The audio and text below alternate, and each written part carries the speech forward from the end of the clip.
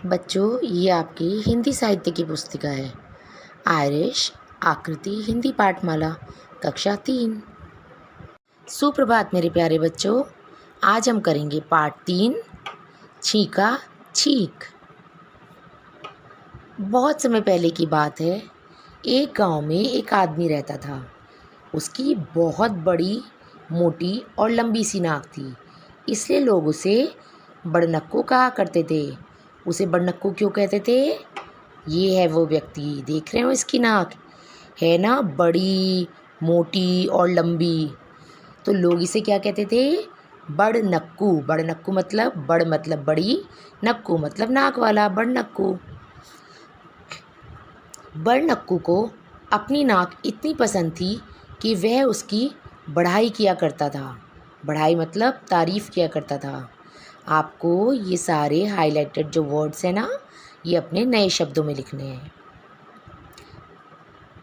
जब भी वह किसी से मिलता सो वह हाथ मिलाने की जगह अपनी नाक आगे कर देता। जैसा कि मैंने आपको पहले बताया कि उसको अपनी नाक बहुत पसंद थी, तो वह क्या करता था? हाथ नहीं मिलाता था बल्कि नाक आगे कर देता था। उसको क्या लगता था, मेरी नाक इतनी बड़ी है कि इसे मैं आराम से हाथ की जगह यूज़ कर सकता हूँ। एक दिन बड़नक्कू बाज़ार गया। पता है वहाँ उसे कौन मिला?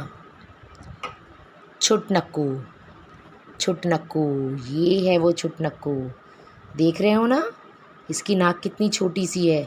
इसका नाम है छुटनक्कू। छुटनक्कू की नाक बिल्कुल छोटी सी थी। उसकी नाक कैसी थी? बहुत छोटी सी थी, जो उसको बहुत बुरी लगती थी। वह जब किसी से मिलता तो अपना चेहरा छिपाने की कोशिश करता। छुटनक्कू को क्या थी? अपनी नाक बिल्कुल भी पसंद नहीं थी। वो जब किसी से मिलता तो अपना फेस छुपा लेता था, ताकि उसकी छोटी सी नाक देखकर कोई उसका मजाक ना उड़ाए। वह ऐसा इसलिए करता था क्योंकि वह नहीं चाहता था कि कोई उसका चेहरा देखे और उसकी छोटी सी नाक देखकर उसका मजाक उड़ाए। जब छुटनक्कू बाज़ार में बड़नक्कू से मिला तो उसने सोचा, हर बार मुझे ही क्यों नाक छिपानी पड़ती है। उसने सोचा कि ये जो व्यक्ति है बड़नक्कू, ये तो बड़ी ऐठ में चलता है, बड़े रुबाब में चलता है, तो मुझे अपनी नाक क्यों छुपानी पड़ती है। इस बड़नक्कू को तो देखो कैसे नाक लिए फिरता रहता है। छुटनक्कू को गुस्सा आ गया। उसने जब बड़नक्कू को देखा कि वो कितने आराम से ऐसे ही घूमता है, उसको कोई फ़र्क नहीं पड़ता उसकी बड़ी नाक होने पे, तो उसको गुस्सा आ गया। उसकी जेब में खूब सारी लाल मिर्च रखी थी। उसने मुट्ठी भर लाल मिर्च निकाली। उसने क्या किया, उसकी जेब में क्या थी? लाल मिर्च रखी थी। उसने वह लाल मिर्च निकाली और जैसे ही बड़नक्कू ने अपनी नाक आगे की, जैसे ही वो पास आए और उसने उससे हाथ मिलाने की कोशिश की, जैसा कि बताया था ना, बड़नक्कू क्या था? हाथ मिलाने की जगह नाक मिलाता था। तो जैसे उसने अपनी नाक आगे की, छुटनक्कू ने मिर्च भरे हाथ से उसकी नाक पकड़ ली। लाल मिर्च लगी हुई थी उसके हाथों पे, और लाल मिर्च कितना परेशान करती है ना। उसने क्या करा, उसी हाथों से उसकी नाक पकड़ ली। बड़नक्कू चीखा और चीख और ज़मीन पर गुलाटी खाकर चीखता रहा। बड़नक्कू ने क्या किया, वह बहुत ज़ोर से चीखा और बार बार चीख चीख कर क्या हुआ, ज़मीन पर गुलाटी खा के गिरने लगा। गुलाटी खाना मतलब उछल कूद कर गिरने लगा।